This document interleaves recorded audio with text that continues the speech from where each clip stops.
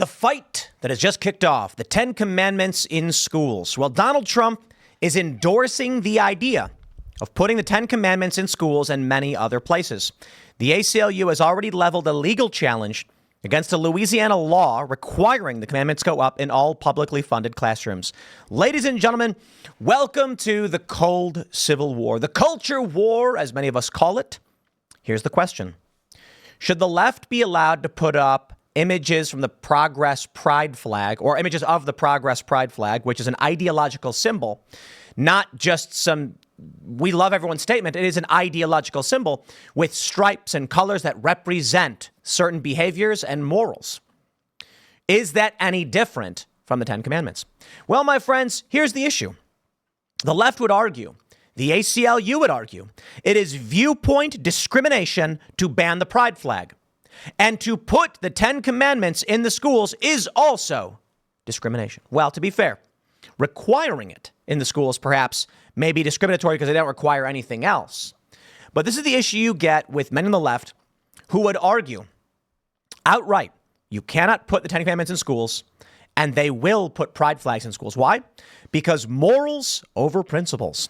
Now, is one way of putting it. But I think the real issue is that there's underlying principles that we don't actually consider when we're discussing what our morals are. And our morals are informed by our principles. But a lot of what we see on the left will be the implication that you are not adhering to your stated principles of freedom, but when you challenge them, yet they certainly don't. We know this. They say free speech for me, but not for thee. And now here we are. Now, I'm not super concerned with Donald Trump saying there should be 10 commandments in schools. That's his opinion. He's allowed to have it, and so be it. But where does this bring us? Brian Krasenstein with the philosophical debate. Now, Krasenstein is, I wouldn't call him the smartest guy in the world, Brian, if you're listening. But I would say he's a sophist, and he's the kind of guy who would endorse or oppose a candidate if offered the right amount of money. I'd be willing to bet that if you went to the Krasensteins and offered them $1 million, they'd be MAGA personalities in 2 seconds. Brian tweeted this. Hey, everyone, I've got great news. We will be pushing for the 5 pillars of Islam to be posted in every single classroom across America. I'm so excited because I know that my conservative friends will be for this. How excited are you about the initiative, MAGA? This is great, right? I'm just going to come right out and say it. A sophist degenerate trying to play upon my morals and principles means literally nothing to me. Your boos mean nothing. I've seen what makes you cheer. That's quite literally it. Your point is garbage. But I would say this. Many on the left, many liberals, many low-order thinkers, first-order thinkers, they're going to go, see, you want the 10 Commandments in the schools, but, you don't want the pillars of Islam because you're a hypocrite. And if you want this, then why not that? And it's like, Christians want Christian stuff in schools. Next question. Like on the surface, it's really, really simple, right? People who follow the 10 Commandments do not want the pillars of Islam in school. Thank you and have a nice day. There's no question of principles. There's no question of hypocrisy. There's a question of the moral foundation of an individual in pursuing what they desire. So if their moral foundations are in the 10 Commandments and not the pillars of Islam, then they will advocate for, at a legal level every step of the way, the 10 Commandments and not the pillars of Islam. Brian, I hope that helps. But let's do this. I'd like to dive into a deeper conversation people like Brian don't quite understand, between morals and principles, how principles inform morals and what your principles actually are. And this is where it gets really interesting because people don't actually understand. Maybe a deep conversation or podcast could help them realize, but a lot of people get this wrong. Brian, Sarah Fields responds to Brian saying, first of all, I understand the point you're attempting to make. I really do. I do not think that religion belongs in public schools. And if anyone wants to ask me why, I'm an open book. However, comparing Islam to the Christian faith is ludicrous.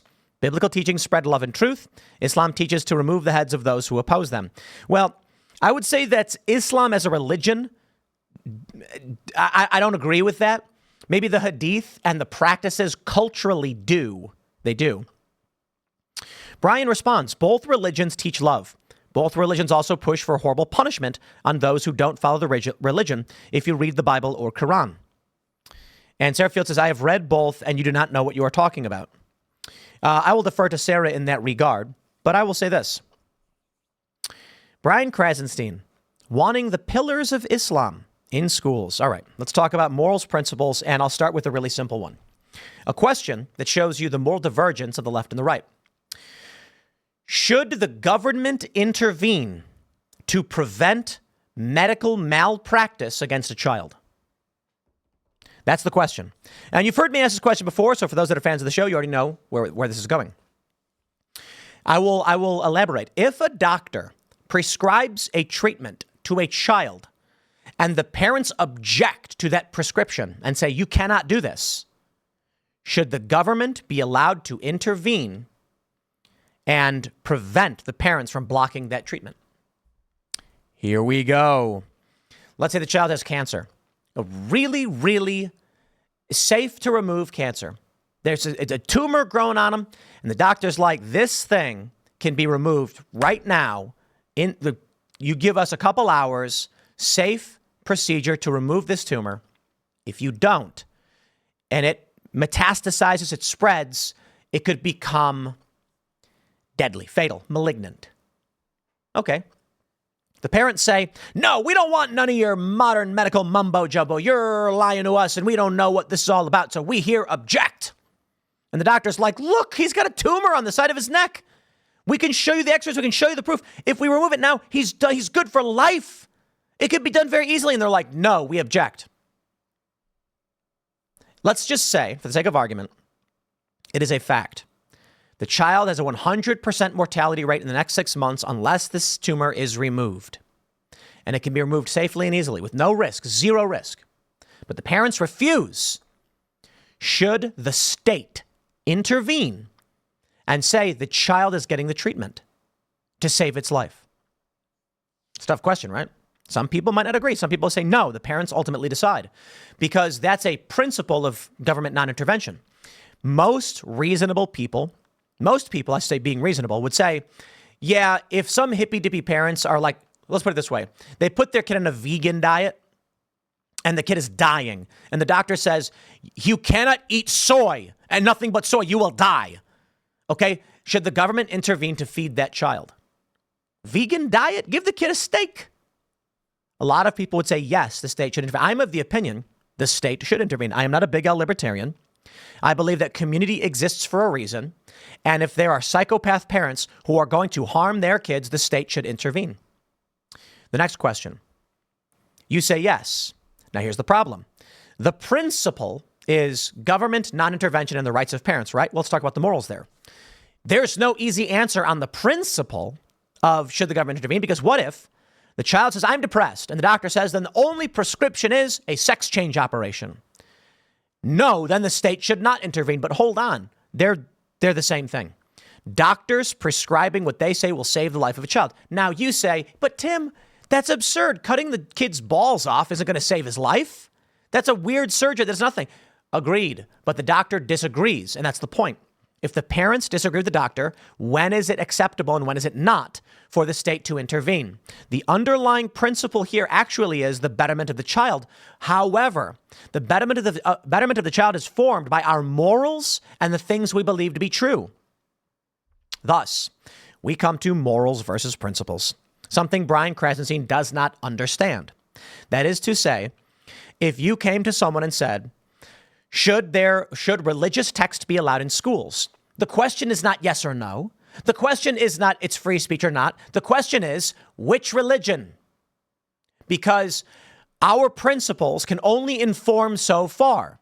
If our principle is children must be protected from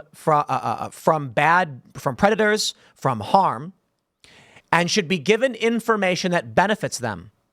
The principle is the betterment of children. Then a Christian is going to believe the 10 Commandments will benefit them, and Muslims will believe the 5 pillars of Islam will benefit them, and both will probably disagree on each other based on what they believe in their opinions to be true. So the underlying principle is simply, I want children to have the right information and moral framework. What's the right moral framework? Christians would say the 10 Commandments. Muslims would say the pillars of Islam. Or maybe the Hadith or whatever. I'm not a Muslim. I'm not a Christian either.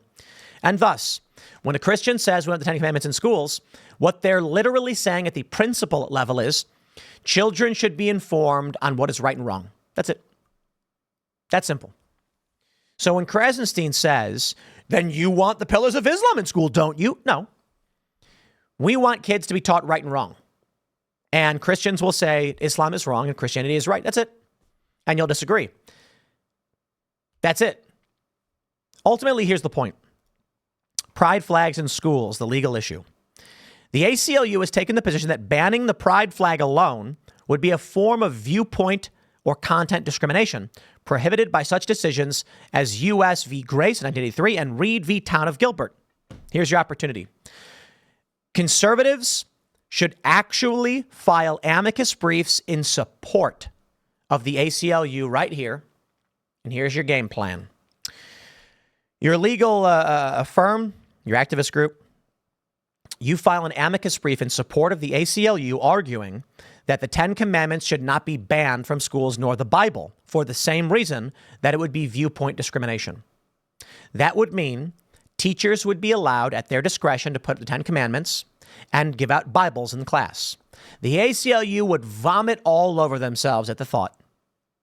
Likely, it would create a really big, it would be an interesting problem for them in their argument. The ACLU does not want the Ten Commandments in school, but they do want pride flags in school. You can't have it both ways. That's your game. That's Ryan Krasenstein's game. So you simply say, no, we agree. Pride flags should be allowed in schools. And then we're going to put the Ten Commandments and Bibles in schools. Then we're going to get a bunch of teachers hired, and these schools will be Christian. That's the game you play. That's the game they want to play. It's the game they're quite literally playing.